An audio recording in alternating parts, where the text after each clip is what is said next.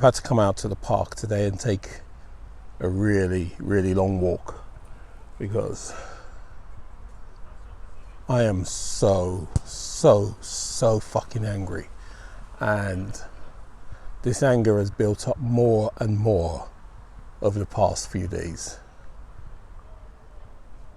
And I think the catalyst was watching the officer in Minneapolis with his knee on George Floyd's neck while this guy was screaming, "I can't breathe." His knee on his neck. And he had his knee on his neck, and what got me, what was so sickening, not only was his knee on his neck, but he was so nonchalant about it. He had his hand in his pocket like, this is an everyday occurrence, I don't really care. That's what I saw. And I was angry. I was angry on so many levels. And I realized that I have so many levels to be angry on. I was angry as an ex-cop. I was angry because that was not the profession I worked for. I worked with a lot of decent people. And I'm not saying that there are people in the organization that are not racist or sexist. They're bound to be.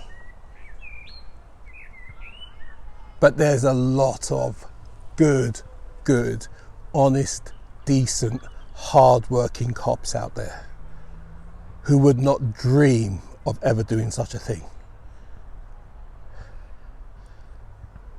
And I'm sure I'm not alone with all of them, because that really, really pissed me off. That really made me angry. And I realized I was angry on that level. I was angry as an ex-police officer. I was also looking at George Floyd, a black man, in the way, and I realized as a black man, I was angry. As a black man, I was also angry. That level of anger was there. And that really hurt me. And then I looked, and it wasn't only about that, it was the shooting of Arbery Almonds. It was the dog in the park, the woman calling the police on somebody who is black in the park. And there was just so much. I mean, you don't have to go far to find stuff like this going on. And that's the sad thing. I don't want to go out looking for it, but it's there. And we have to be honest about it. We have to start really having an honest dialogue about some of these issues. We need to be honest. And one of the things that is so frustrating is when people dismiss it, devalue it, or deny it. And that really, really fucking grips my... Because we should be getting angry. We should be saying, look at what's happening to people. Last week, the Daily Mail, not that I read the Daily Mail, but I saw this on Twitter. The Daily Mail put an article about how many more BAME people have been given fines compared to white people around this coronavirus. You know, that was the story, the headline. Okay, I then read the comments. And when you read the comments that came from that Twitter feed, you said, this stuff is everywhere. People were saying things, well, you know, they would because they commit 54% of the crime. Or they shouldn't be over here anyway, they should be sent back on the boat. This is stuff that's coming, this is in this country, this is here. You can't sit here and say, oh, they're just idiots. Martin Luther King said, it's not the racists and the bigots that I fear. It's the people that stand by and do nothing, because there's more of them. I have spent most of my career and my life trying to build bridges. I'm a bridge builder. That's what I do. I don't want to be this person or that person. I want to be the person that builds those bridges, that creates that space for us to have real conversations, that space for us to really find out how we can make a positive difference. That's what I'm about. That's my core.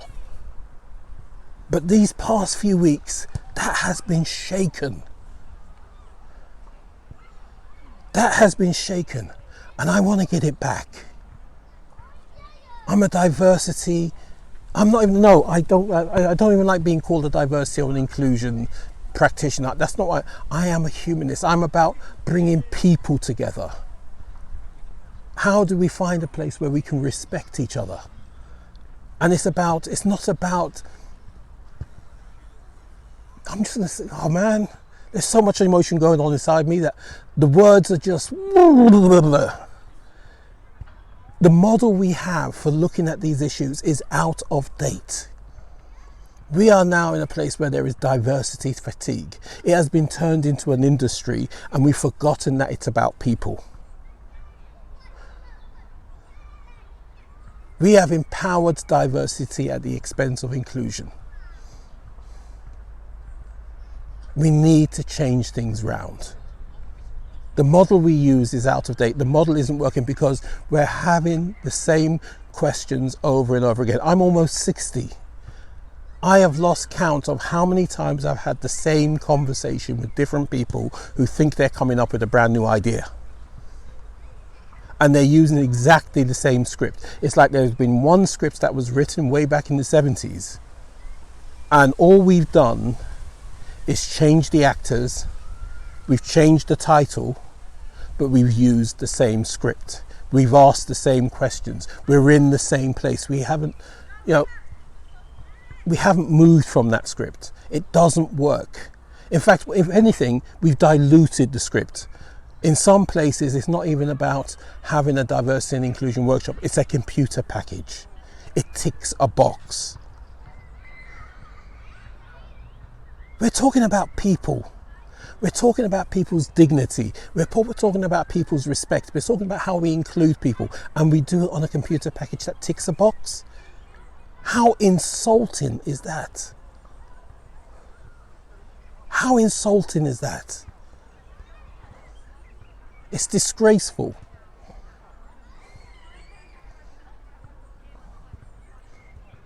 I'm working on a different way.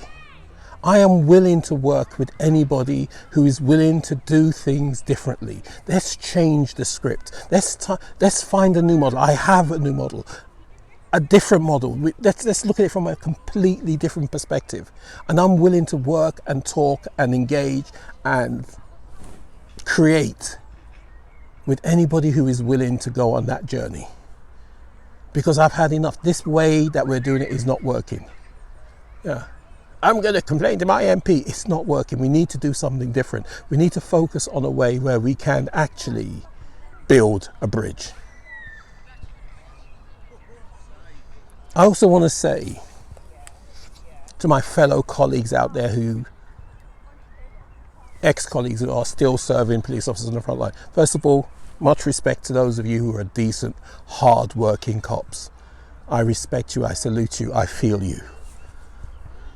I want to give you a challenge. It's not enough to be non-discriminatory. You have to be anti-discriminatory. You have to start calling this out. You have to start saying this is wrong.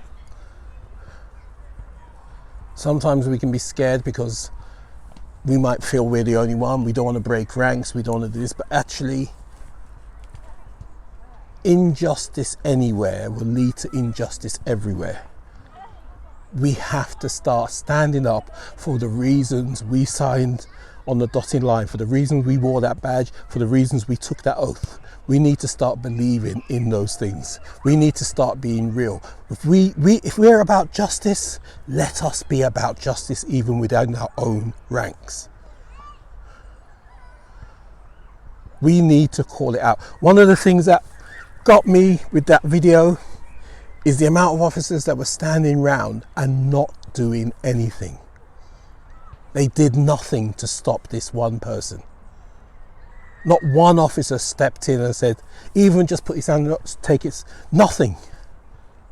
That cannot keep happening. That's not why we joined. That's not who we are. We need to change that. We are good people. We need to stand up as good people. And I'd like to leave on this note. If you're not angry about what's going on at the moment. And it's not just in America, it's in China, what the Chinese are doing to Africans. Right? It's Amy Cooper calling the police on a black man in Central Park. It's tasering somebody for minimal reasons. There's so many examples that we can get here, and I'm not I'm not going to name everything. You know, if you just look hard enough, if you're not angry about any of that stuff, if you don't have that feeling of anger about any of that stuff, that's privilege. You are in a position of privilege. If you can look at this stuff and think, oh well, and then just watch Coronation Street, that's privilege. That is privilege. Because for some of us, this is real. Whether it's about color, whether it's about gender, whether it's about race, whether it's about socioeconomics, whatever it is, this stuff is real. Some of us live it. I can't wake up tomorrow morning and think, okay, that's it, I've had enough of being black, I'm going to be something else now. I can't wake up tomorrow and say, I've had enough of being gay, I'm going to be something else now. Some of us do not have that luxury.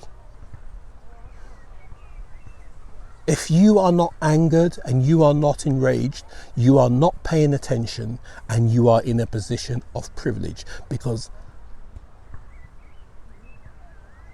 And if you're in that position of privilege, you are, and doing nothing, you are allowing this to continue. We need to stand up, we as one. When I say we, I mean we, all of us. I am willing to engage and work with anyone who is serious enough to take this seriously. I'm putting myself out there. I'm putting myself out there. Thank you. Thank you if you've watched to this end. Thank you for listening, and thank you for hearing my words. And thank you for knowing and hearing that I do care. I care enough to be angry. I care enough to want to make a significant difference. We can do this, people. We can do this. We can say today, enough is enough. We have that power. Let's use it.